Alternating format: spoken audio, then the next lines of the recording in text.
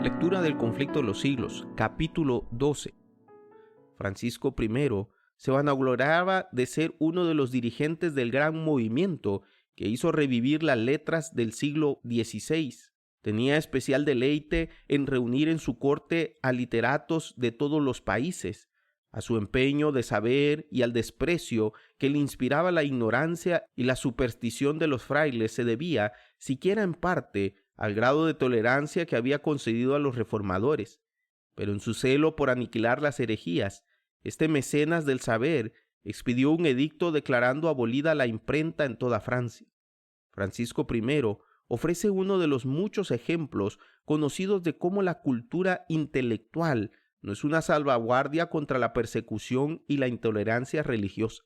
Francia, por medio de una ceremonia pública y solemne, iba a comprometerse formalmente en la destrucción del protestantismo. Los sacerdotes exigían que el insulto lanzado al cielo en la condenación de la misa fuese expiado con sangre y que el rey, en nombre del pueblo, sancionara la espantosa tarea.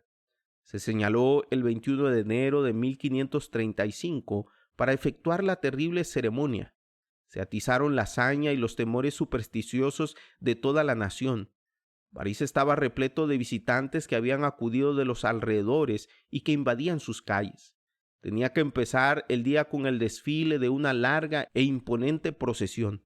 Las casas por delante de las cuales iba a pasar estaban enlutadas y se habían levantado altares de trecho en trecho.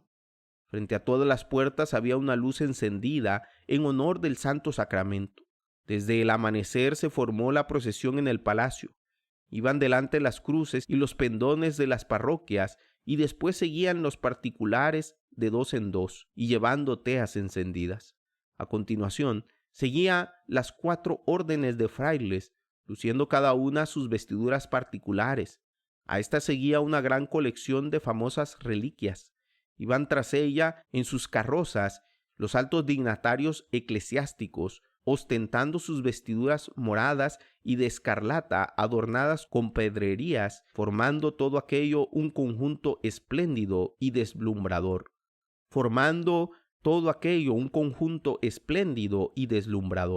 La hostia era llevada por el obispo de París, bajo vistoso dosel, sosteniendo por 4 príncipes de los de más alta jerarquía. Tras ellos iba el monarca. Francisco I iba en esa ocasión desprovisto de su corona y de su manto real, con la cabeza descubierta y la vista hacia el suelo, llevando en su mano un cirio encendido. El rey de Francia se presentó en público como penitente. Se inclinaba ante cada altar, humillándose no por los pecados que manchaban su alma, ni por la sangre inocente que había derramado sus manos, sino por el pecado mortal de sus súbditos, que se habían atrevido a condenar la misa. Cerraban la marcha la reina y los dignatarios del Estado, que iban también de 2 en 2, llevando en sus manos antorchas encendidas.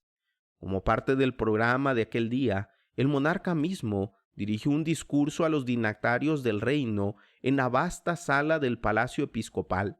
Se presentó ante ellos con aspecto triste y con conmovedora elocuencia lamentó el crimen, la blasfemia y el día de luto y de desgracia que había sobrevenido a toda la nación. Instó a todos sus leales súbditos a que cooperasen en la extirpación de la herejía que amenazaba con arruinar a Francia.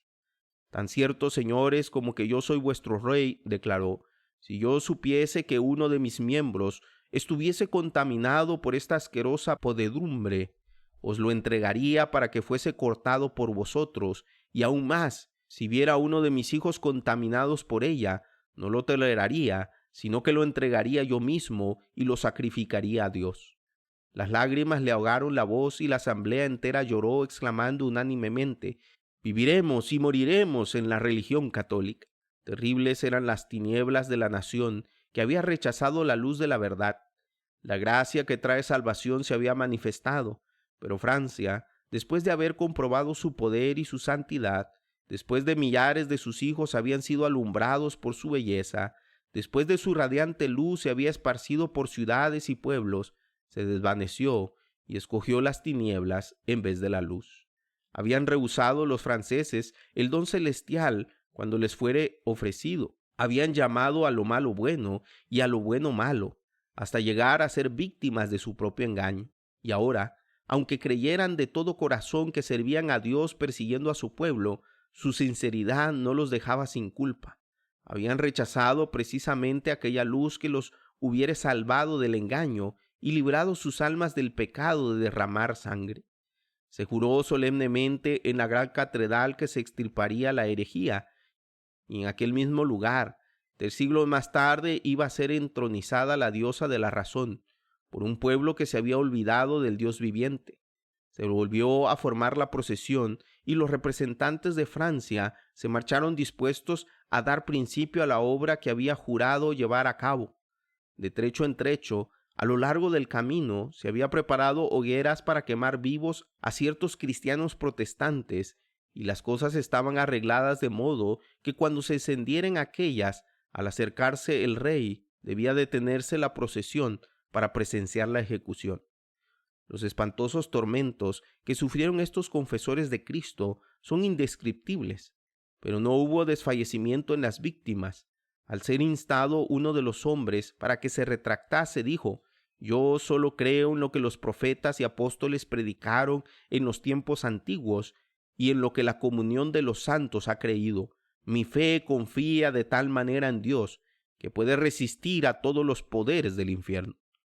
La procesión se detenía cada vez frente a estos sitios de tormento, y al volver al lugar de donde había partido, el palacio real, se dispersó la muchedumbre y se retiraron el rey y los prelados, satisfechos de los autos de aquel día, congratulándose entre sí porque la obra así comenzada se proseguiría hasta lograrse la completa destrucción de la herejía.